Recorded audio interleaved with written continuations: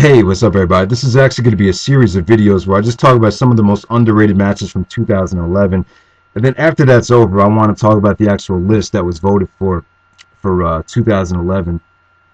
They're definitely a lot weaker than 2009 and 2010. I don't know. I think a lot of people were kind of afraid to vote or didn't want to vote because maybe they didn't watch a wide variety of promotions, which is ridiculous. I just wish people wouldn't worry about that stuff and just vote for what you liked. Because, maybe, it's possible. I might just watch WWE this year coming up. I just really feel like that. So, there's no shame in just watching one promotion. I just want to make that clear. Like, just because, somebody watches 10 different promotions, it doesn't mean anything. So, that's kind of unfortunate right there. But aside from that, I just think a lot of people were kind of burned out. I really do. I just think there's some people that used to review the indies that are just kind of, either burned out or they just don't give a fuck about what's going on right now, which is kind of a shame. But it's just what happens. It happens when we're little kids, and it happens now too. People just go through phases where the business just kind of burns you out. So yeah, for this series of videos, it might kind of drag. It's totally up to you if you want to watch this. I'm not like this is the kind of thing where if you want to listen to it, if you have time, then totally go for it. If you're a Matchmark like Trademark or myself, then you'll definitely love it. And the whole thing about Matchmark, I got to give Big Rat credit for coining the phrase. I don't want to run away with it and steal his term, but I just think it's really funny though. But as far as being a Matchmark, I think I'm the biggest Matchmark on YouTube, probably even more than Trademark. I mean, just go back and look at some of the videos I did over the last couple of years. I mean, it's kind of pathetic if you think about it. So yeah, I know I'm just playing around, but yeah, just have fun with this video. I just want to, give praise to some of the underrated matches from this year, and then, like I said, then I'll talk about the countdown that you guys voted for. So let's just jump right into it. We have YAMATO versus Akira Tozawa. This is from Dragon Gate USA's Open the Ultimate Gate, which kind of seemed to go unappreciated. There's a lot of Dragon Gate USA stuff, but Tozawa in the Dragon Gate USA and even in Dragon Gate didn't really. His matches were still great. I still love this, but it just, for some reason, it just doesn't have the kind of intensity and the atmosphere that the PWG stuff had when Tozawa was wrestling in PWG. But as far as YAMATO goes, I thought he had an awesome year. Definitely not the wrestler of the year like Gabe Sapolsky is saying he is. Well, he's just trying to, increase the business of DGUSA, which is understandable. But yeah, just a really underrated match. Eddie Edwards versus El Generico. This is from PWG All-Star Weekend 8 Night 2. Eddie Edwards in PWG was a really, I would say, was really a breath of fresh air. He never really wrestled in PWG before this year, and the fans really liked him. He worked just as hard as he does in Ring of Honor, and him and El Generico just had really one of the most underrated matches of the year. Definitely a 4-star match. Really, really awesome stuff. Go Shiozaki versus Nakamura. This is from Wrestle Kingdom 5, which was kind of the probably the sleeper match from Wrestle Kingdom. I don't know. It was really, really short. Not as long as some of their other marathon matches, but just the finish was really convincing. And Nakamura just went on a tear this year. I think Shiozaki kind of, I don't know. Even though Shiozaki won the belt this year, I just didn't feel like there was a lot. I don't know. I just felt like there wasn't a lot of buzz to some of the matches that he had.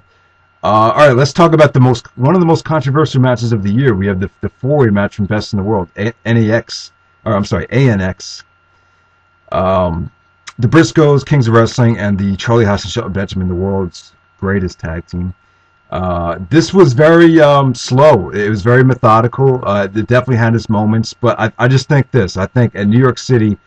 These New York City shows, you really have to be careful about what you book. And Delirious has fucked up a couple times already. And I think for this type of match, the fans are so spoiled in New York City, you're just going to burn them out. And they were just, there was just a lot of dead air in this match. And it just felt kind of flat.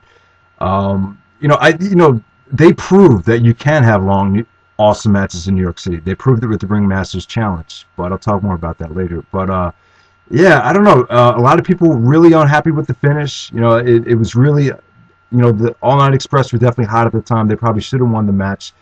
But because of politics, because Shelton and Charlie just won the belts, it was obviously a little bit too soon to take it off of them. So I kind of understand where they were coming from. All right, next up we have the Young Bucks versus Kevin Steen and Akira Tozawa. This is the finals of DDT4. You had some awesome storytelling here with, you know, Tozawa coming in and, you know, making the save. And Kevin Steen took like 15 super kicks to the head. And the Young Bucks, definitely a great heel victory for them. You know, they were awesome in PWG this year. Once again, these two guys, the Bucks, really, you know, carried the tag team main event scene in PWG, and definitely the MVPs of PWG, the promotion of the year, in my opinion. All right, next up we have Segura versus Kensuke Sasaki from Pro Wrestling Noah from July. All right, so Segura was the GHC heavyweight champion, and he lost the belt this year. This happened after Segura lost the belt. So he had a match with Sasaki, and this, you know, Sasaki didn't job for him during Segura's reign. I don't know why, but if this match happened during Segura's reign, it just would have been that extra, another awesome match under his resume as the champion. But like I said, man, these two guys, they had the intensity. They had a great atmosphere. You know, it was one of those matches where you just really, you could just feel the hatred and feel, you know, the slaps and the intensity. It really was a really underrated match. So definitely check it out if you haven't seen it yet. Next up, we have Davey Richards versus Low-Ki from PWG's Kurt Russell reunion. A lot of people were kind of disappointed with this. Obviously, on paper, I think a lot of people were expecting the holy shit moments of Davey Richards versus Kenta. But I don't know, Low-Ki's been having these really, you know, fun, entertaining matches that don't drag at all. They're short and sweet. They have, you know, pretty realistic finishes, and that's pretty much what this was. It wasn't Davey's best match of the year, but I thought it was, you know, just a really, really, you know, solid match. Definitely not a match of the year candidate, but it's something that I think people should see, though. Next will be a Hollywood and Ultramantis Black versus the BDK from High Noon. I mean, this was pretty much all about Tim Donst. It was a great way for Tim Donst to break out of the BDK. It kind of felt like Donst was moving on to bigger and better things, so I thought they accomplished that. And it was kind of a breath of fresh air to see, you know, some of the hardcore stuff in Chikara. I definitely thought it worked. And it was really cool. All right, next we had John Cena, The Miz, and John Morrison from Extreme Rules, the cage match. I think this match is a little bit overrated. I just can't see the 4-star rating that some people give it. But, you know, it's just a shame that Morrison is gone now. And it's just an example. I think this is the only match that John Morrison, I guess the Elimination Chamber will be the other one. But Morrison really... You know, sometimes with WrestleMania, when you bring in all these names and stars that aren't part of the permanent roster, it definitely hurts the morale of the locker room, and then it can lead to problems. And you know, guys ended up, you know, either getting fired or maybe the WWE didn't want to resign him because of his attitude. So it's a shame because I think Morrison, you know, Big Red asked me the question of who the WWE should have pushed from 2006 to 2009. Think about it again. I think probably that one guy would be John Morrison. Next up, we have Fist versus Osaka Pro. This is the Chikara main event from Small But Mighty. Yeah, you know, Chikara brought in Osaka Pro a lot and from Japan, and they really, you know, brought a lot of life to, you know, some of the matches in Chikara. And hopefully we'll see more from Osaka Pro in the future. You know, them and Fist, this is a rematch from King of Trios, and I thought it really was one of the better Chikara main events of the year. Next up, we have the American Wolves versus Michael Elgin and Roderick Strong. This is from Tag Team Turmoil. This is all about Michael Elgin. This is the first main event he was in, and he definitely shined here. He worked really well with Eddie and Davey. A lot of people thought it was a match of the year candidate, so definitely really underrated. Next up, AJ Styles versus Christopher Daniels. This is from Destination X. I would say it was disappointing. You know, a lot of people thought, you know, AJ and Daniels were going to go out there and kind of, you know, do some groundbreaking things because, you know, the X Division is finally on display at Destination X, the all X Division pay-per-view, but I don't know, it was just another decent match between these two guys. Really, probably the worst match I think they've had on pay-per-view. So, but still good though. Just really nothing to write home about. But you know, still AJ and Daniels is still good. You know, Christopher Daniels really, before he left Ring of Honor, I thought he really had a pretty awesome year, especially with that feud with Eddie Edwards. Next up, we had the Raw Money in the Bank ladder match. It got kind of overshadowed by the SmackDown one. It was very chaotic, a lot of botches, but some really good storytelling though. I love the part with The Miz coming back from the injury, Rey Mysterio getting booed, Del Rio playing a goofy heel and still winning the match, the Raw Money in the Bank ladder match. Definitely one of the most edgy and entertaining matches of the year still. Next up, we have Eddie Kingston versus Fire Ant from Chikara. Like I said, Eddie Kingston talking trash to one of the girls I went to school with, who's pretty hot. You know, she's a hot, skinny blonde, and Eddie Kingston kind of ripped her to shreds before the match. I thought that really added a lot You had half of the fans cheering for Fire Ant in her section, then you had a lot of the hardcore smart marks cheering for Eddie Kingston. I just thought it made for a great live atmosphere. It didn't really capture that magic on DVD. That was from Chikara's Marty Yourself to Caution. Next up, we have Akira Tozawa versus BB Hulk from Dragon Gate USA's United finale from Union City, New Jersey. Yeah, this is pretty awesome. Definitely the best, probably the best match BB Hulk has had in Dragon Gate USA. Tozawa and him just went out there and had, just an excellent match. A lot of great back and forth action, great intensity. They actually had the crowd kind of early in the show, so they kind of had the crowd really on the side. The Union City crowd sucked, but yeah, that was really good stuff. Next up, we have Big Van Walter versus Sami Callihan. This is when Sami Callihan won the WXW 16 Karat Gold tournament. Big Van Walter's a lot bigger than him, so he kind of had to find ways to dissect him, and eventually made him tap out or pass out. Sami Callihan's had a great year. I would say one of the most improved wrestlers of the year, definitely Sami Callihan. Next up, we have Segura versus Go Shiozaki. This is when Takase Segura from Noah, the GHC champion, finally dropped the belt to Shiozaki. There's been a lot of criticism about this match. Definitely probably the weakest match these guys have had.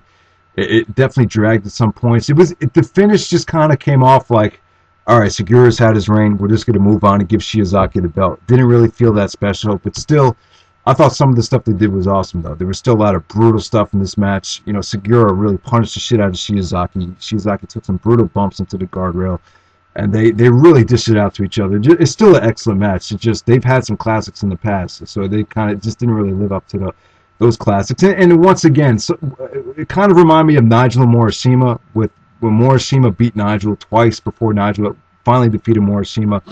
It just doesn't feel that special when the champion's already beat the guy twice. Next up, we have Roderick Strong versus El Generico from SoCal Showdown. I mean, Roderick and Generico, they have these awesome matches. Well, I wouldn't say awesome. A lot of people have mixed feelings about them, but they bring a lot of excitement with their matches. You get the brain busters, the sick kits, the backbreakers, a lot of really cool moves. The psychology pretty much wasn't there for this match. It wasn't the best match these guys have had, but I still thought it was a really solid main event to SoCal Showdown 2. Next up, we have Low-Ki versus Prince Devitt from Basketball City. This is when New Japan came to the East Coast. I was there live for this show, and really short. This is the only match they promoted for the show, and it only went about 12 minutes, so that was kind of disappointing. But while it lasted, though, the crowd was really into it. Really, there's really nothing you can complain about. I would just like to see these two guys. I mean, really, the finish really just left you wanting more. That's pretty much all I can say about it. Sometimes you can have a really short match and have a satisfying finish. And I thought they were on their way. I just thought the finish just wasn't satisfying enough. That's my only complaint with it. Next would be Randy Orton versus Christian for Money in the Bank. I kind of overrated this. I think at the time, I just think this was just awesome storyline progression. Christian. It was a great way to get Christian the belt without having Randy Orton, the Golden Boy, to drop it to him clean. So it made Orton look strong, and Orton snapped.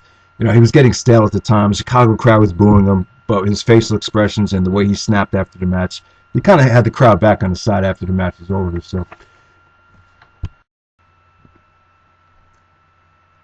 all right. So the Kings of Wrestling versus World's Greatest Tag Team, Honor takes center stage. I think this is probably one of the most overrated matches of the year. Great finish, Haas and Benjamin won the belts. I think that's probably why a lot of people do overrate it, but it's really left a bad taste in my mouth. The Kings were having such an awesome reign, and for them to drop the belts to Haas and Benjamin, that put a bad taste in my mouth. And the match really dragged. I'm sorry, but Haas didn't look good here. Shelton looked okay, I thought, but overall, I just didn't think this was that good. I heard some people say the best match from WrestleMania weekend, but I definitely have to disagree with that. All right, Mochizuki versus BB Hulk. Now, Masaki Mochizuki actually beat Masato Yoshino for the Dreamgate Championship in Japan. Not a lot of people saw that match. It was a pretty excellent match. They actually showed clips of it from the Dead or Alive pay-per-view. Looked like it was pretty awesome. But Mochizuki, pretty much the veteran of Dragon Gate, pretty much has a different style than your typical Dragon Gate main eventer. Him and BB Hulk just turned heel. These two guys had a great match in probably one of the best shows of the year, probably the best Japanese wrestling show of the year from the Kobe Festival. All right, next we have Nakajima versus Jun Akiyama from Pro Wrestling Noah. This is from July. I love this. This is absolutely a joy to watch. It didn't go too long. But yeah, Nakajima proved that Nakajima could have an excellent match with a big man like Akiyama, who was really pissed off by some of the kicks that Nakajima was giving him, and Akiyama's intensity really showed during the closing sequences of the match. So yeah, definitely an underrated gem.